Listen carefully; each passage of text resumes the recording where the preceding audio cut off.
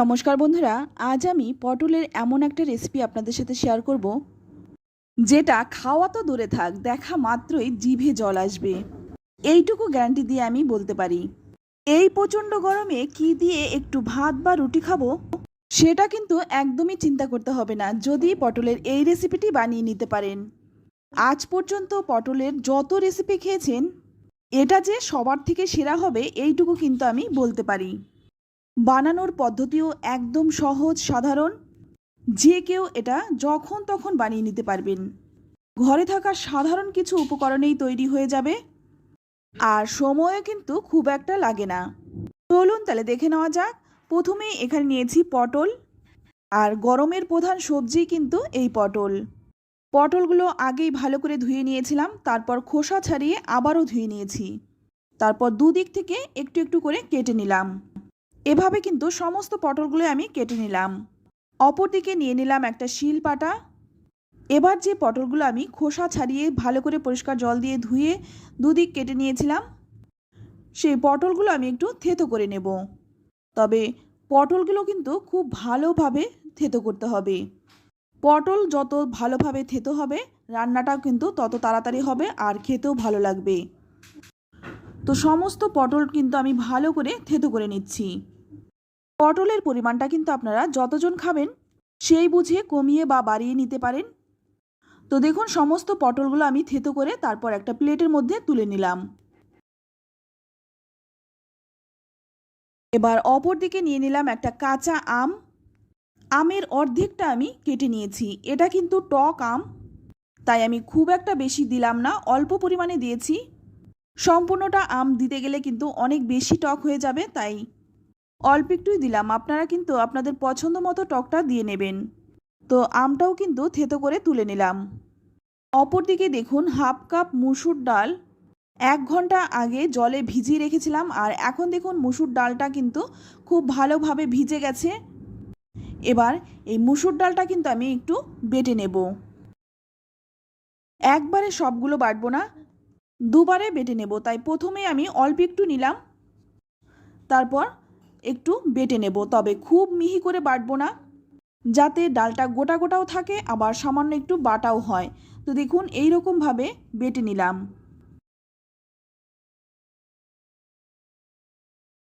বাদবাকি ডালটাও কিন্তু একই রকমভাবে বেটে নেব। তো বন্ধুরা, আমি জানি না কখনো আপনারা পটল এইভাবে খেয়েছেন কি না। যদি না খেয়ে থাকেন, এই গরমে অন্তত একবার খাওয়ার রিকোয়েস্ট রইল। তো দেখুন, সমস্ত ডালগুলো আমি বেটে নিয়েছি। তারপর যে আম আর পটলটাও থেতো করে নিয়েছিলাম সেটাও কিন্তু নিয়ে নিলাম।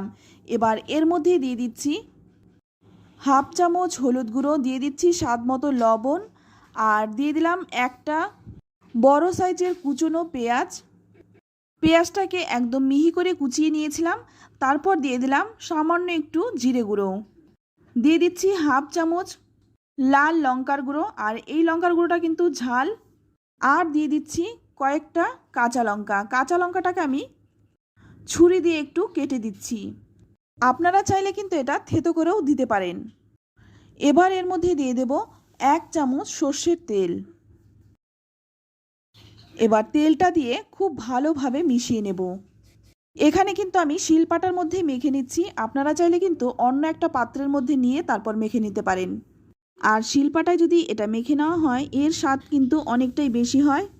আপনারা একবার পরীক্ষা করে দেখতে পারেন। তো ভালো করে মেখে নিয়ে তারপর তুলে নিলাম। এবার সম্পূর্ণ রান্নাটা করার জন্য কড়াই গরম করে নিয়ে এখানে দিয়ে দিলাম 2 চামচ সর্ষের তেল। ফোড়নেই দিয়ে দিচ্ছি 2টো শুকনো লঙ্কা, আর দিয়ে দিচ্ছি হাফ চামচ গোটা জিরে। ফোড়নটাকে ভালো করে একটু ভেজে নিয়ে ফোড়ন থেকে যখন সুন্দর একটা গন্ধ ছাড়বে, তখন এর মধ্যে দিয়ে দিচ্ছি বেটে রাখা সমস্ত পটল আর ডালটা। এবার এটা কিন্তু তেলের সাথে খুব ভালো করে প্রথম দিকে ভেজে নিতে হবে। যতক্ষণ এর কাঁচা গন্ধটা না যায় ততক্ষণ কিন্তু গ্যাসের আঁচটা লো টু মিডিয়ামে রেখে অনবরত নাড়াচাড়া করে এটা ভাজতে হবে। তো আমি কিন্তু এখানে 2-3 মিনিট সময় নিয়ে এটা ভেজে নিয়েছি। আর দেখুন, কড়াইতে কিন্তু এখন লেগে লেগে যাচ্ছে, আর এর কাঁচা গন্ধটাও কিন্তু চলে গেছে। এবার এর মধ্যে দিয়ে দিচ্ছি 1 কাপ জল। জলটা দেওয়ার কারণে কিন্তু পটল আর ডালটা খুব ভালোভাবে সেদ্ধ হয়ে যাবে। ভালো করে নেড়েচেড়ে মিশিয়ে নিয়ে তারপর গ্যাসের আঁচটা একদম কমিয়ে দিয়ে 5 মিনিট ঢেকে রাখবো। 5 মিনিট পর ঢাকনাটা খুলে নিয়েছি, আর এখন দেখুন ডাল আর পটলটা অনেকটাই সেদ্ধ হয়ে গেছে, তবে পুরোপুরি সেদ্ধ এখনও হয়নি, তাই আর একটু নেড়েচেড়ে নেব। এবার এখানে দিয়ে দিলাম 1 চামচ চিনি। যেহেতু আমি টক আম দিয়েছি তাই চিনিটা কিন্তু অবশ্যই দেবেন। এতে করে কিন্তু টক ঝাল মিষ্টি একটা সুন্দর টেস্ট আসবে। আর এখন কিন্তু ঢাকা দিয়ে দিয়ে রান্নাটা করব, কারণ ডাল আর পটলটা যাতে সুন্দরভাবে সেদ্ধ হয়ে মিশে যায়। তো দেখুন চারদিক দিয়ে কিন্তু তেলও ছেড়ে দিয়েছে, আর এখন কিন্তু অনবরত নাড়াচাড়া করে রান্নাটা করতে হবে। যেহেতু ডালটা দেওয়া হয়েছে তাই কড়াইতে কিন্তু লেগে যাওয়ার একটা চান্স থাকে, তাই অবশ্যই কিন্তু অনবরত নাড়াচাড়া করতে হবে।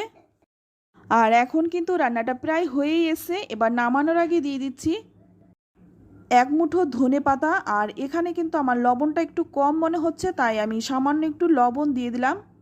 অবশ্যই কিন্তু লবণটা একটু দেখে তারপর দেবেন। তো এখন দেখুন কড়াইয়ের গায়ে কিন্তু লেগে যাচ্ছে, আর এটা কিন্তু খুব ভালোভাবে নাড়বেন যাতে করে কড়াইয়ের গায়ে যেটা লেগে রয়েছে সেটাও কিন্তু উঠে আসে। এভাবে কিন্তু 1 মিনিট নেড়েচেড়ে নিয়ে তারপর নামিয়ে নিচ্ছি। তো দেখুন দেখতে কতটা সুন্দর হয়েছে, খেতেও কিন্তু ভীষণ টেস্টি হয়। আর এটা কিন্তু যাকেই খাওয়াবেন সেই কিন্তু বলবে কি দিয়ে বানানো হয়েছে, আর একদিন কিন্তু খাওয়াতে হবে। তো বন্ধুরা, আমার মুখের কথাই নয়, আপনারা একবার অন্তত ট্রাই করুন, তারপর কমেন্টে লিখে জানান খেয়ে আপনাদের কেমন লাগলো। ভালো লাগলে অবশ্যই লাইক কমেন্ট শেয়ার করবেন। আর এই রেসিপিটি কিন্তু আপনারা সবার সাথে শেয়ার করবেন যাতে করে এই সুন্দর রেসিপিটি সবাই বানিয়ে খেতে পারে। নতুন বন্ধু হয়ে থাকলে চ্যানেলটা সাবস্ক্রাইব করে নেওয়ার অনুরোধ রইল। আজ এই পর্যন্তই, আবারও দেখা হবে অন্য কোনো নতুন রেসিপিতে। ততক্ষণ সকলে ভালো থাকবেন, সুস্থ থাকবেন, আর সকলকেই ধন্যবাদ।